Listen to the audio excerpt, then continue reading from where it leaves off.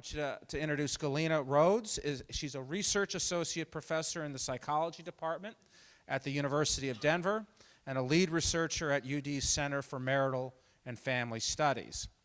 We didn't steal that. I swear we didn't steal our name from you. Her research is on romantic relationship development and functioning and the related implications for children and adults. Galena is widely published in the top psychology peer-reviewed journals and has contributed to book chapters and to countless edited volumes. Along with her colleague Scott Stanley at the University of Denver, she's the author of the latest National Marriage Project report entitled Before I Do, What Do Premarital Experiences Have to Do with Marital Quality? And that's going to be probably the topic of her discussion today. She received her doctorate in clinical psychology also from the University of Denver in 2007 and also has a private practice in which she specializes in couples and families. She's here to discuss her recent findings in that report I just mentioned, sliding versus deciding how premarital experiences affect post-marital bliss. Galena, let's give her a round of applause. Well, hi everybody. Thank you for having me, and I'm going to do my best to keep you entertained. All right, so I'm going to be talking about premarital experiences that people have and how that's related to later marital quality. And I'll focus on the messages that we can give young adults and teens about these kinds of experiences, at least toward the end of my talk. As Rich mentioned, I and my colleague Scott Stanley put out a report in the summertime that was called Before I Do, and it was sponsored by the National Marriage Project out of the University of Virginia. We were interested in looking at sort of the way that dating and commitment sequences have changed over the years. Probably that makes sense to all of you, that things seem different than they might have a generation or two ago in terms of how people form relationships and make commitments. So we were interested in the different kinds of experiences and sequences that people have before they get married and how that might be related to their later marital quality.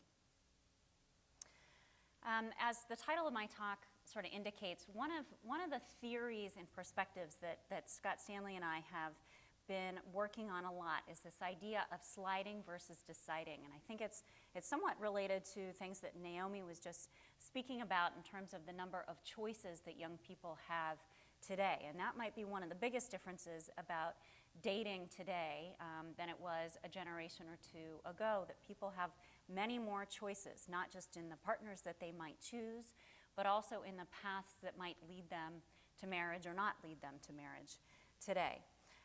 Our general premise is that we can expect better outcomes if people make conscious decisions rather than sliding into new circumstances. So we'll talk about these findings sort of in light of that premise. This idea of sliding versus deciding comes out partly from different theories of commitment that often make a distinction between dedication and constraint commitment. So when you think of commitment, you probably think about the idea of a relationship having a long-term future, a desire to be together for the long haul. And that's what we call dedication. It's a sense that you're working together as a team. There's a sense of a future together and planning for the future. The flip side of commitment is what we call constraint commitment. Constraint commitment is all those things that build up that actually make it harder to leave the relationship. Okay, so some examples of constraints might be things like buying a home together, having a child together, although that one doesn't happen to be predictive of whether you stay together or not if you're unmarried, interestingly, and maybe adopting a pet together, things that might make it harder to end a relationship regardless of how committed or dedicated you feel to that relationship. So this is my best attempt at a way to depict this idea of sliding versus deciding. So let's look at the bottom first. In deciding how a relationship typically progresses, and this is how relationships really did progress, I think, a generation or two ago, was that you felt love toward another person, you felt attracted toward another person, you decided to be more committed to that person, commitment built, And then you built constraints, right? Then you had a child together. Then you changed your career. Then you moved across the country. Then you moved in together. Then you bought a house together. Then you adopted pets. Then you took on these extra constraints that might then keep you in that relationship. In that case, it doesn't really matter that you've taken on those extra constraints because you already feel dedicated to this person. But when you slide through new circumstances or relationship transitions like moving in together or having sex in a relationship, what can happen is that we sort of break up that natural sequence so that you might feel attracted to someone, you might feel like you love someone, and then you start building all these constraints. You move it in together, you might have a child, you adopt pets. All of these constraints start to build without really developing that sense of dedication to the relationship. And yet you're still sort of on this track towards staying together because of those constraints, because they might make it harder to end the relationship. So that's one of the key ideas here that we'll focus on as we look at some of the findings in this report, is that we think what happens when people slide into things, into relationship transitions, is that they may start building constraints before they really get a chance to think about whether they want to be committed or dedicated to this person and this relationship, which, as you might imagine, could cause some problems later on, right? So to look at some of these questions about experiences and sequences before marriage, we used a study that Scott and I and our colleague Howard Markman at the University of Denver initially had funding for through the National Institute of Child Health and Human Development. We call it the Relationship Development Study, and there are a lot of numbers up here. I'm going to show you a lot of numbers throughout this presentation because I like numbers, but I promise I'll try to explain them well so that they don't seem too boring. But we had about 1,300 people who started this study initially. They were recruited nationally. It's representative in terms of unmarried English-speaking people in the U.S. And they completed surveys for us for 11 waves. They were 4 to 6 months apart, and they were about 30 or 35 pages in length. So everybody was unmarried when they started the study, and we were interested in looking at these unmarried experiences and following these people then over time to see what happened. So I'm very grateful that these participants stuck with us long enough for us to complete this study, because it was, I think, pretty time consuming and maybe a little intrusive to have to answer 30 pages of personal questions 11 times during their 20s and 30s. We focused only on people in opposite sex relationships in this study, and when the study started, about 2/3 of them were dating, and the other third of them had already moved in with their partners. So for this report that we did with the National Marriage Project, we looked at people who got married during the course of the study so that we could look at sort of the histories of those relationships and those individuals, maybe even before they got into the relationship that turned into marriage, and then we could look at their marital quality after marriage. Here's part of the numbers that I promised I would tell you about. Many of you, I'm sure, took algebra. This is basically a y equals mx plus b kind of equation. We used multi-level modeling so that we could sort of aggregate all of the information that people had given us about themselves over these 11 waves of data to predict marital quality. And what do I mean by marital quality? Here, what we used to measure marital quality was a pretty brief version of a very widely used measure called the dyadic adjustment scale. This measure asks people to rate their marital happiness, how often they confide in one another, how often they think things are going well, and how often they've thought of breaking up or getting a divorce. In this sample, people were relatively happy, reporting pretty high marital quality, which makes sense since most of them had just gotten married, right? They had to get married during this study, and usually we see people getting married with, the highest level of marital quality they'll ever experience. Not to be a total downer, but tends to be true, that marital quality tends to decline after marriage. But why wouldn't it, right? Because you're not going to get married if you're not pretty sure you're happy in the relationship. Okay. So we looked at a number of different background characteristics. sort of before we started looking at the main questions about different relationship experiences and transitions. And so I won't spend a lot of time here, but to give you a sense of what these numbers mean, if you look at the predictor, is just the variable that we were interested in. The percentage tells you how many people fell into that certain category. And the beta then is how strongly it was associated with marital quality. Okay, so if it says NS there, it means it's non-significant and wasn't related significantly to marital quality. I think one of the take-home messages from this slide is actually that there aren't a lot of background characteristics that were related to marital quality, at least in these first couple of years into marriage.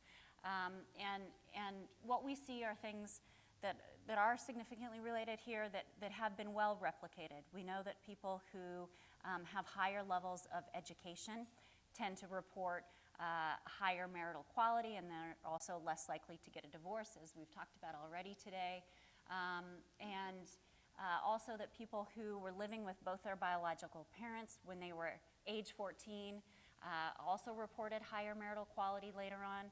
There's nothing quite magical about the number 14. It's just that was a question that had been used in other research. But we know that that's true. People who come from more stable families tend to have more stability in their own relationships later on. We also see some important gaps in terms of African Americans versus people who were white. Again, that's unfortunately a well-replicated finding, that there are big gaps in terms of stability and quality of relationships. We don't actually in this study see that religiousness was associated with marital quality. That really goes against a number of findings in this field, and I think the reason we don't see that in this study is probably because we're looking at such an early segment of marital quality, where those effects may be something that we might see later on in marriage, especially when couples are having children together and have been together for a longer period of time. Similarly, we actually did not find that income was associated with marital quality in the study, and that too sort of goes against other things that we know, especially about the way income is related to risk for divorce. And again, I think that's likely because we were looking at this very short sort of initial marital quality right after marriage. And you can get arrested, doesn't matter for marital quality apparently. Okay, so in terms of the main findings, we focused on sort of two main categories of different kinds of experiences that people might have before getting married. One is experiences that individuals have before they're with the person they wind up marrying. Okay, so individual prior relationship experiences. And the other are experiences that they have with the person that they wind up getting married to. Okay, so that's that second category there that's really related to the couple's history together before they get married. Based partly on the findings that I just showed you regarding background characteristics, but also the general literature, we controlled for a number of other variables that are related to marital quality or may be related to marital quality to be sure that those variables weren't explaining our main findings. And we also looked at some moderators. We wanted to know if any of these associations might be different for men and women, or if they might be different for people with and without a college level of education. So in terms of individuals' prior relationship experiences, here's what we found. Most of the people in this study were entering a first marriage. People who were entering a first marriage reported higher marital quality than people who were entering a second or third, or there was, I think, 1/4 marriage in this sample. People who either had children from prior relationships themselves, or if their partner had a child from a previous relationship, we see lower marital quality later on. And then we also looked at their past experiences with sexual partners. So people who only had sex with their future spouse and no one else reported higher marital quality later on. And that was true for about 23% of this sample, only had sex with the person that they went on to marry. Unfortunately, We did not ask this question quite correctly to be able to know if they had sex before they got married together or not. So I can't answer that question. And there really, there hasn't been great research on that in a number of years. So I think it still actually is a really important question in this area, is to think about the timing of sex in relationships and what that might mean for marital quality later on. Almost 40% of the sample had lived with a prior partner before they got together with the person that they wound up marrying, and having had other cohabiting partners was associated with lower marital quality later on. Now, there were a couple of differences based on gender regarding these kinds of individual prior relationship experiences that I want to show you.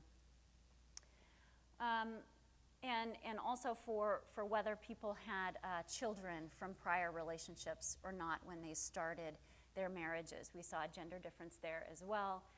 It made a bigger difference for women if they had children from a prior relationship in terms of their later marital quality than it did for men. And I think that can probably partly be explained by the fact that women are more likely to have custody of those children, so these children are more likely to be involved in the new marriage than they might be for men.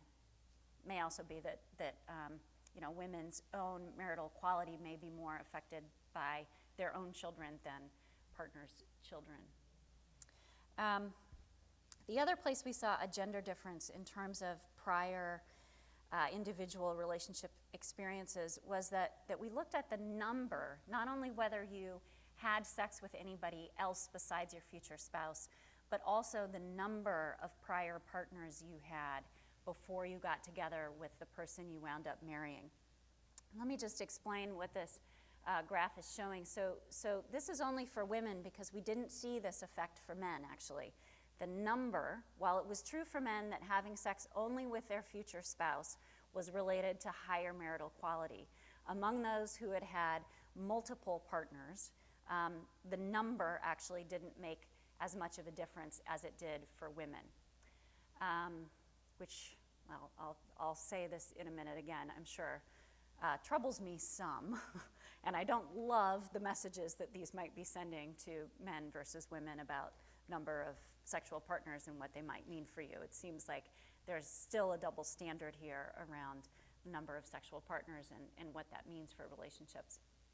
So about a quarter of the sample, as I mentioned, only had sex with their future spouse.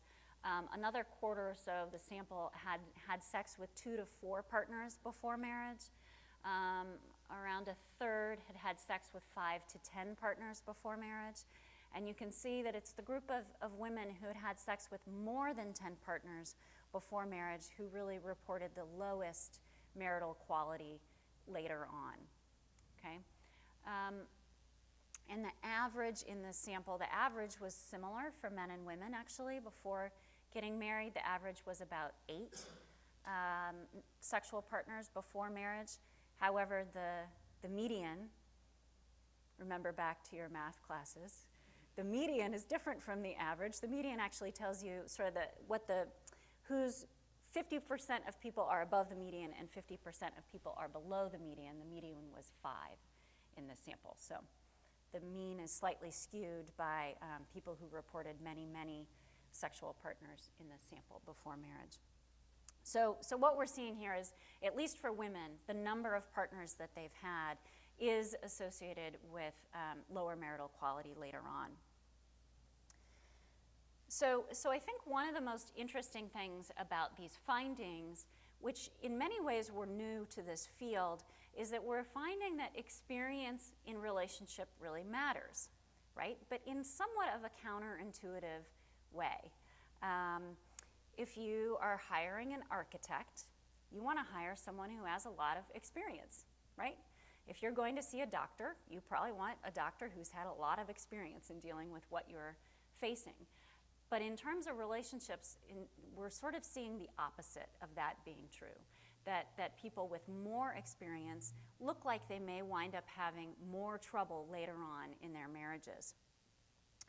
So I think there are a couple of potential explanations for that. One is that if you have a lot of experience, you also have a greater sense of what the alternatives are, and you have more comparisons to make to other people than if you didn't have any other prior partners or fewer prior partners.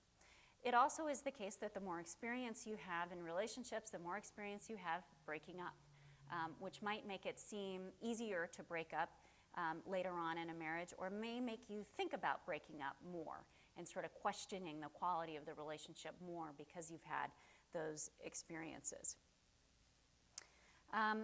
We also see that part of this is that more experience means you're more likely to have children before you get married. And we saw this figure earlier today. More than 40% of babies born in the US today are born to unmarried parents.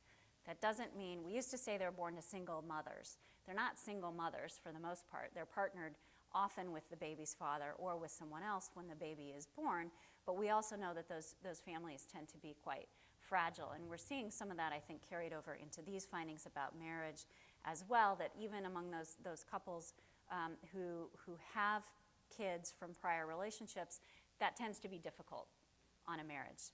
I promise I did not write, I wrote this before my children woke me up at 5 a.m. this morning screaming. But having children is hard, and that's especially hard maybe to start a marriage already having children together. So I think it's interesting for us to think about the messages that young people hear today about relationship experience, right? And others have already touched on this some today. You know, the messages that I think young people tend to hear are things like, don't settle down too soon. Make sure that you get everything out of your system. Your 20s are a time for great exploration. What happens in Vegas stays in Vegas. Those things shouldn't affect your future marital quality or outcomes. And in fact, what we're seeing here seems to be slightly the opposite of that those experiences do impact us in some important ways and may lead to us having a more difficult time later on in marriages. Scott Stanley, my colleague that I referenced earlier, talks about the duct tape hypothesis, which is the idea, you know, if you have a piece of duct tape and you keep sticking it to things, it gets less sticky over time, right? And so when you apply that to relationships, the idea is the more relationships you have, the harder it may be to really commit to or stick to another partner going forward. So next we looked at premarital experiences that the couple had together before they got married. We looked at how long they had been together. Remarkably, in the sample, that was not associated with their marital quality later on. So, you know, there may be some extremes in that. People who get married very, very quickly, for example, maybe we could find an effect of that being a negative, or in some cases, I think a positive too, or people who've been together for a very long time, maybe there would be some circumstances where that was a negative. But there's no sort of magic number on how long you need to be together before getting married. Yeah, is that a question? What do your asterisks mean? Oh, yes, that means it's significant. And it's sort of telling you how significant it is. 1, 2, 3, all of a sudden. Yeah. So, and the column that says controls tells you if the finding changed very much when we added those control variables in. And most of these didn't really change a lot. Oftentimes, the association was a little weaker when we added those control variables in, but there were very few instances where a finding was non-significant once we added those control variables in. So more asterisks mean more significant? Sort of. It sort of means it's a stronger effect. And they range from 1 to 3. We looked at the age at which a couple got married, and we found that actually getting married older was associated with lower marital quality, which again goes against some conventional wisdom about age at marriage. We asked people if their relationship started with them hooking up. We let them self-define what hooking up meant, but if you answered yes to that, and 32% of the sample did, we found that those folks had lower marital quality later on. Interestingly, there was one news article that came out about this report that tried to spin this sort of in the other direction. The headline was, "Hooking up, it can lead to marriage," which was not exactly what our findings showed. It's true, 32% of these marriages did start by hooking up, but we also found that they had lower marital quality. Couples who had children together already who were pregnant before they got married also had lower marital quality.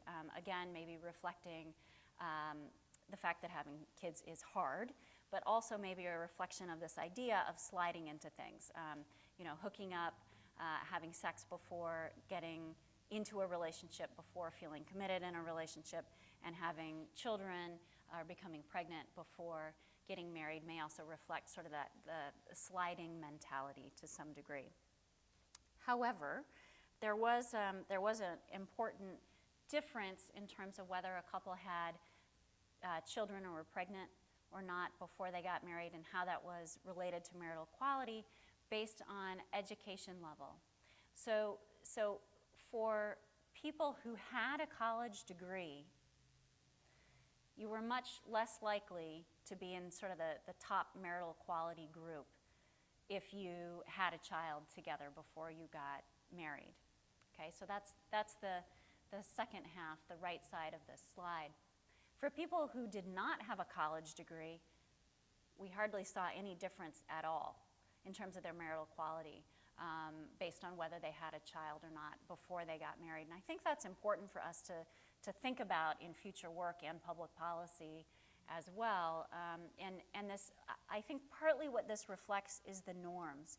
We saw a slide earlier that showed that, among people who don't graduate from high school, they're much more likely to have a child outside of marriage than people who graduate from college.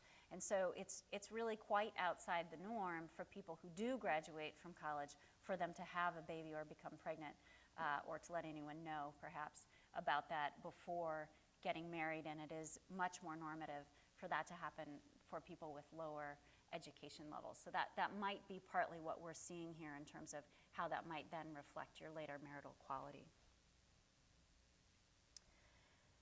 We also tried to look at some potential red flags in a relationship before getting married. We asked people in the study if they had ever had a sexual relationship with someone other than their partner while they were dating that person. So had this person ever cheated on their partner before getting married? 16% of the sample said yes, but this was only very weakly related to marital quality later on. Again, not a great message probably for us to be telling young people. But a lot of those relationships also end. A lot of dating relationships where there is infidelity end long before they would turn into marriage. If you knew that your partner had a sexual relationship with someone else while the two of you were dating, that was related to your own lower marital quality later on. And about 10% of our sample said that they knew their partner had been with someone else while they had been dating before marriage. We also asked lots of questions about physical aggression in these relationships over time. I think part of what's most staggering here is the percentage of people who reported there ever being physical aggression in their relationships. 53% of people who got married in this sample reported that there had at some point been physical aggression in the relationship. And I do mean physical aggression. It could be sort of as minor as throwing something at your partner that could hurt, okay, but we still consider that physical aggression, all the way up to very severe aggression or coercion, sexual coercion in a relationship. Is that like the most minor, was throwing something? The most minor to qualify for a yes on this was that at some time point you had to say that one of you had thrown something at the other person that could hurt. So, I think for some reason, I think in my field of marriage and couple research, we tend to ignore aggression, and I think this number really says we cannot ignore this. This is a big deal. If more than half of couples getting married report some physical aggression at some point, it's something we really need to be talking about and helping to educate people about how to make sure conflict doesn't get to that level and how to get people out of very unsafe relationships. And I imagine only a few of these really represented very unsafe relationships, but there are some within it as well. And probably not surprisingly, people who reported some physical aggression in their relationships also reported lower marital quality later on. I wanted to share briefly with you some other findings that are coming out of our research lab at the University of Denver. We have a graduate student who has been looking at how infidelity and aggression in one relationship are associated with infidelity and aggression in your next relationship. And she finds that for each of those, you're much more likely to experience infidelity or experience aggression if you've had that in your just prior relationship. Okay, so I think that fits with that idea that the more experience you have, the more likely you are to repeat some of those negative patterns. Part of what's interesting here is that it goes both ways. If you cheated in your last relationship, you're more likely to cheat in your next relationship. Unfortunately, if you were cheated on in your last relationship, you are also more likely to be cheated on in your next relationship. We asked a number of questions about commitment and cohabitation because this is one of the areas that I'm really most interested in terms of research. We asked people about the timing of moving in together and whether they had committed to marriage before they moved in together. We found that people who lived together before they were committed to marriage together, before they had a mutual and clear plan to get married, reported lower marital quality later on. And one of the things that we hear a lot about how people start living together, and about 70 or 75% of people now live together before they get married. You know what the most common answer to the question is, why'd you move in together, is? It just kind of happened. It just sort of happened. And yes, it was more convenient. And I think, what we're seeing here is that if a couple has already made the commitment to marry, if they're already dedicated to one another, we don't see that that's associated with lower marital quality. It's those couples who slide into living together, but then maybe build a number of those constraints. And for some of them, not all of them, of course, but for some, it may be the constraints that really lead them to get married when they otherwise, for some of them, maybe wouldn't have married this partner after all. Okay, so I think that's also an important thing for us to think about, because I think a lot of young people today really like the idea of collecting lots of data before making a big decision like getting married. And what better way to do that than by moving in with this person, right? You want to know if this person is going to leave the toilet seat up, or you want to know how she handles money. You want to find out all these things about this person. And I think that comes from a really good place. But I think the problem is that moving in together may put couples on a track toward getting married that's hard to get off. And it's harder to end a relationship once you moved in together, even if the relationship sort of fails that test, essentially. What's the percentage, like 20% lived together before they committed to marriage, what percentage cohabitated after deciding to get married? Yeah, I think about 70% of the sample lived together before they got married. So, 28%. right. Yeah. Yeah, actually, I can look that up for you too. No, but that was 70. We also asked people who did live with their partners before they got married how it happened. So we just asked them, was it more of a slide, or did you make a decision together? And we found that people who said that they made more of a decision together reported higher marital quality, sort of going along with that idea that deciding is generally associated with better outcomes. We also asked people at every wave to rate their own commitment on a 1 to 7 scale, and then immediately afterward to rate their partner's commitment on the same 1 to 7 scale. Interestingly, if you ever, across those waves, before you got married, if you ever thought that you were more committed than your partner was, you have lower marital quality later on. And so it seems like, again, that reflects this idea that, if there are these major differences between the two of you and how you like to make decisions and what commitment means to you, that may continue to cause problems later on. We also asked about the wedding, and we asked if people got any kind of premarital education. And a lot of my other research that's not sort of this basic science research is on relationship education for couples and whether it's effective. So in seeing this number, this is amazing actually, that 43% of people said that they got some kind of premarital education together. That could range from something like, meeting with a pastor at the church one time to talk about wedding plans, or it could have been something much more intensive, like a 30-hour workshop on relationships. And there's good evidence that doing that kind of premarital education, especially the kind that teaches couples skills, communication skills, and gets them talking about differences and expectations, there is good evidence that that's associated with a lower risk for divorce later on. We also asked if people had a wedding, and about 90% of people said that they did have a wedding. If you were in the minority on that question, you reported lower marital quality later on. We also asked how many people attended your wedding. The mean number of people was 116 in this sample. And the more people you had at your wedding, the higher your marital quality later on. But just a tiny bit. Well, even though the number is very small, that's the number for adding one single guest to your wedding in this case. So it's not just a super tiny effect, actually.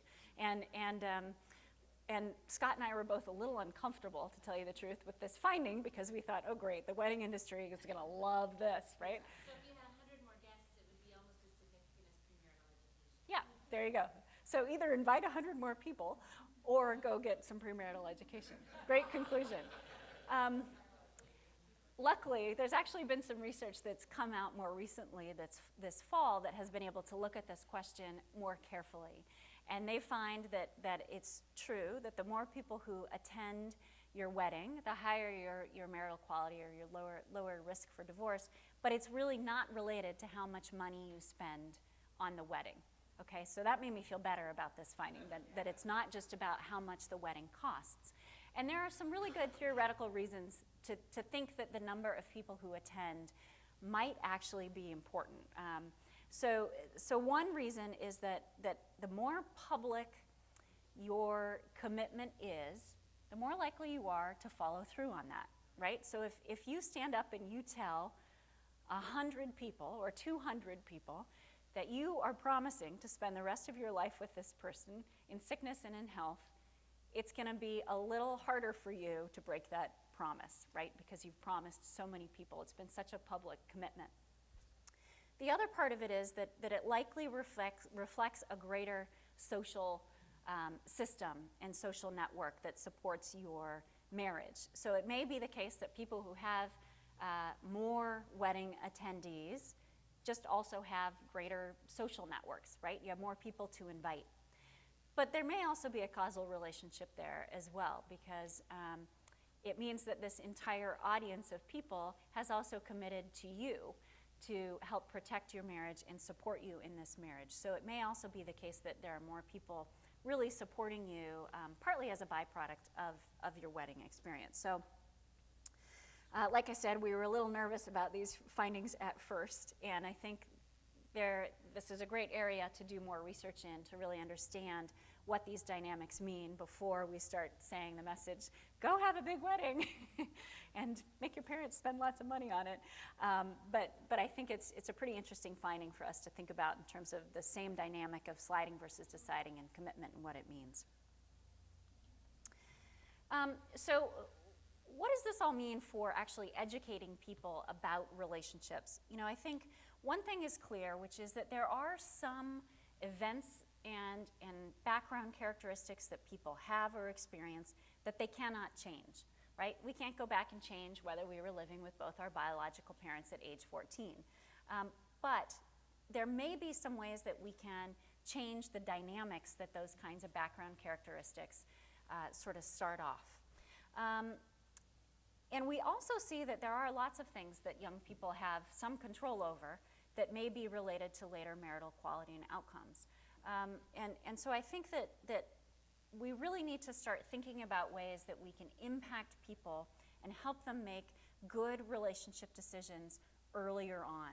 You know, the field of relationship education, for example, where I do a lot of my other research, has really focused on couples and premarital couples. And I do a lot of premarital counseling in my private practice, and I enjoy it. It seems good to teach people how to communicate better. But I think we could have a much greater impact if we helped people think about their relationship experiences before they have them. You know, when they're teenagers, when they're young adults, when they're in the middle of making some of these decisions or sliding through things like whether they hook up with somebody, you know, whether they get pregnant or not, whether they move in with someone. There's all this education that we could be doing long before a couple is about to walk down the aisle. And there are a number of those programs now available. Many programs are available to youth that discuss relationship decisions, not just sex education or abstinence training, but really provide information about how you might make decisions in relationships and what commitment means in relationships. There are also more and more educational programs for young adults. One of them is one that again, my colleague Scott Stanley and I and another colleague of ours, Marlene Pearson, has developed that's called Within My Reach.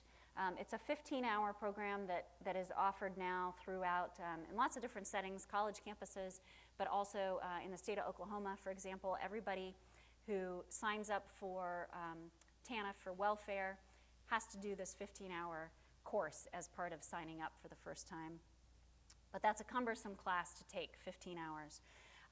We also have an online course now that people can take individually that they can do online called ePrep, and it's available at lovetakeslearning.com. I think the idea that we can help people make these decisions is a really important one for us to think about. So, thank you.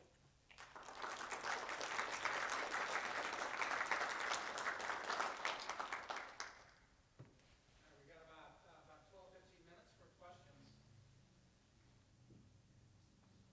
You mentioned before that there didn't seem to be a particular magic amount of time that you should spend with someone before getting married.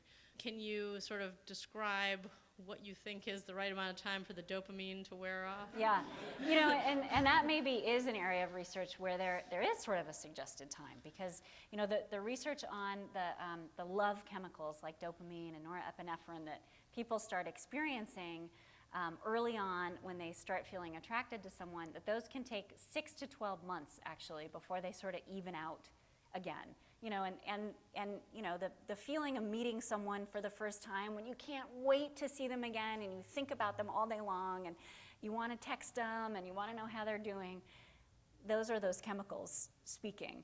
And so there is sort of a time frame for that, and they say that it's like 6 to 12 months before they might really wear off. Okay. I had one other question too. Oh, you. All right. I was looking back recently at this book that came out a number of years ago about starter marriages. And one of the things that struck me at the time when I read it, starter marriages were defined as marriages that lasted less than 5 years and had no kids.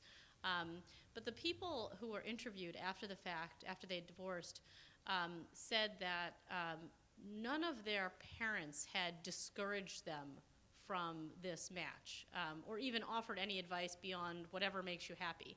Can you describe like sort of what you found in your research about the influence of family in helping to make decisions about marriage, and whether people are sort of advising them not to slide into these things? You know, it seems to me like that the messages that people hear today, that people get messages early on, like when they're starting college or going to graduate school, that they get messages from their parents like, focus on your career, make sure you can take care of yourself, especially to young women, and don't settle down too quickly. And then then they sort of stop having a dialogue about relationships again until somebody's getting married, right? And comes home and says, okay, I've decided to ask her to marry me, or he asked me to marry him, and so we're getting married. And at that point, I think it's sort of too late, right? I mean, because your child's not going to respond very well to you at that point if you start saying, no, I don't think it's a good match, or no, we won't pay for the wedding. And so I think there's this gap where people really don't get good information from their parents or anybody else really about how to navigate this increasingly long period of time between adolescence and getting married. And I think there is much more that we could be doing as parents and as a society to provide some structure and support for that period of time. Thanks. Can I ask a follow-up on that? Is this an upper middle class problem? Or, because it sounds like this whole idea that you're moving away and you're not with your family and all that. But if you're not going to college and if you're staying near home, I mean, your parents are still there, right? Perhaps. So are they getting different kinds of advice, or because when I was hearing about the education for relationships, I was thinking about, well, what did my dad say and my mom say to me about marriage? Not much, because I think the assumption was maybe I come home and then they'll get to see who I'm dating, and then they can, I mean, I remember when I brought my first girlfriend home from college, I mean, my mom almost just rolled her eyes. It's like, no, this is not good for you. She right? did give you some feedback. She did, but it was like, because I was going to be gone the next day. I mean, she did what she could, right? Yeah. So again, back to this question, are you talking about an upper class problem, or is this just a problem for everybody? Well, you know, I think this idea of sliding versus deciding really fits well across, you know, different educational levels, income levels, and it makes sense that people are going to do better if they can stop and make good decisions for themselves, you know, and I think partly what's happened is it used to be the case that across a much wider swath of society than is true today, parents and their community really gave them strong guidelines and values about dating and marriage, right? I mean, the church played a much bigger role in that than it does for most people today. And there was sort of one set of guidelines for how to do it. And I think as that has sort of fallen away among any class or education or income level, you know, we just don't see anything sort of rising up to take its place, except for maybe among, you know, middle and upper class, Match.com or eHarmony, which ironically is providing more structure in relationships in some ways, or Facebook, you know. I can't tell you the number of couples I've seen in my private practice in the last few years where one of their major issues has to do with Facebook, whether they're Facebook official, who's talking to so-and-so on Facebook, and it's, in some ways it's helpful because it is adding in some structure. Gotcha. And a couple of, you know, those things really apply more to upper middle class America. But I think the concept of sliding versus deciding is across the board. And you know, I think especially among people with lower income and education levels, their parents also don't have the tools to be able to tell them what to do in relationships. Because they might be having the split, you know. Right, they may be going through the same processes. Sure. And so, you know, today's young adults might grow up thinking, I know what not to do, right? I don't want to do what my parents did. They made some mistakes, or I don't like the way things turned out. But we're not giving them the tools to know what to do instead. Thank you. Just a comment and then a question. You probably saw this, but there was a study that looked at the cost of the engagement ring and the ceremony, and found an inverse relationship between that and the duration of the marriage. But just to alleviate some of your concerns about having bigger weddings. Right. Anyway, but so a lot of these lock-ins that you talk about, maybe from the standpoint of the people that are in this relationship are an external signal of commitment. So do you have any ideas of surrogate modes of expressing commitment other than these lock-ins that are mentioned? Yeah, I think that's a great question. And I think, you know, an important point of clarification there is, you know, if you are already dedicated to one another, these sort of lock-ins or constraints aren't going to be a bad thing, right? In fact, these kinds of constraints after you're married can be a good thing, because they're the things that get you through the days when you wake up and, you might not choose your partner that day. So constraints can play an important positive role in relationships where dedication is already high, because they can just support that dedication. So I think, where the problem lies is when those constraints begin without that foundation of dedication to begin with. And I think there are other ways that people can learn about their partners without increasing constraints and keeping them stuck in relationships, like meeting the partner's family, for example. Getting to know the family, getting to know what your partner's like around his or her family is a great way to get to know somebody and think about who they really are and get to know their character. Maybe it's about planning a trip together, where you have to learn about how you spend time together, how you spend finances, or taking a class together. Trying on new experiences together without doing experiences that are going to keep you locked into a relationship that might not be a good fit. But when you talk about slowing down till these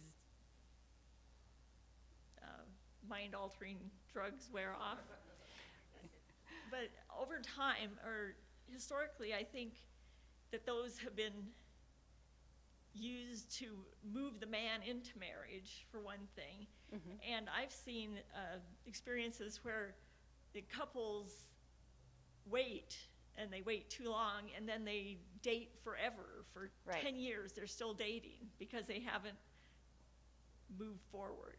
Right. And so I think that can also be a problem, mm-hmm. and it is also a problem. Mm-hmm.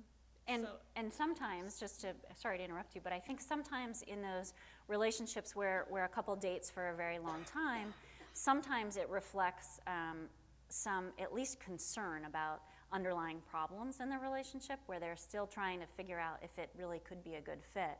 And at other times, it's not really reflective of that, and it just is that it's a comfortable way to be for them. But you're right, I think that there maybe is, I don't know how we'd ever figure this out in research, sort of a magic moment for when it would make sense to increase commitment or dedication. Couples that got married quickly, there wasn't any decrease in marital happiness. We didn't see, there wasn't at least a linear relationship between age at marriage and and length of relationship too. We didn't see that, it was always the case that if you waited, you did better. Yeah. And the other thing was talking about the parental guidance there, being the parent of 4 adults. I think there's a hesitation in some ways. I mean, there's the general direction that you give, but when it comes to specific relationships, sometimes you don't want to be responsible for your child choosing someone, like this is a great match and then it doesn't work out, or this is not a great match and then they go, oh, you ruined my chances. So how about education for parenting yeah. too? What's out there? Yeah, I have much younger children, so fortunately, I don't think I've had to face this quite yet. But in my private practice, I see a lot of people who are coming to me specifically for relationship advice, which is probably a myth, because I'm usually never going to tell them what to do unless it seems very, very clear to me. But what I do try to do with them is help them make good decisions about it, to help them think about, well, what are you looking for in someone? Why are you looking for that in someone? Does this person have those qualities? How attached do you feel? Can you see the two of you together in the future? Do you share the same values? Helping them to sort of sort through the information that they have and really support them in making the best decision for themselves. And I think that's what young people are missing today, because I think we all know that young people generally don't listen to the message, don't do it because it's wrong anymore. I think that worked on me. It probably worked in my parents' generation. Maybe it worked less in my parents' generation, actually. But I think we need to support them in being able to make good decisions rather than, just telling them what to do or what's right or wrong. Unless, of course, it's very clear to you, right? I mean, if there are safety concerns in the relationship, for example, that would be important. But So I guess the idea is to go out and buy a book written by someone like you who can help them go through the process. well, and to just have those discussions with them, you know, to give them sort of an open forum for talking about how they're thinking about it and how they are going to make a decision about whether to continue seeing this person or whether to marry them in the future. Thank you. One more question. The cultural messages prior to the sexual revolution used to be no sex before marriage, and a lot of people got married after a very short courtship, and many of those marriages lasted, 40, 50 years. And have you done any studies as to interviewing people that have been married for a long time as to what their premarital experience was? Because the cultural message today is experiment, explore, and I was just wondering, what have you done any of those studies? And also, what caused the switch where all of a sudden marriages broke up, after the sexual revolution? Well, prior to that, people stayed married, and I Right. was wondering if you can comment on that. Yeah, great questions. I have not done any research sort of looking at those couples who have survived marriage for a long period of time, and especially those who are still happily married after many years, and looking back at what their courtships might be like. I think it could be really enlightening to understand sort of what were those dynamics like, and what role did decision making play for them, if any. It might not have for many of them, that they just sort of marched along some fairly prescribed guidelines. But that could be very valuable information. There's a book that came out a couple of years ago that's by two guys who graduated from college and drove a RV around the country interviewing couples who'd been married a long time, that I really love reading, and often assign it to classes that I teach. It's called Project Everlasting, or the Everlasting Project. Must be Project Everlasting.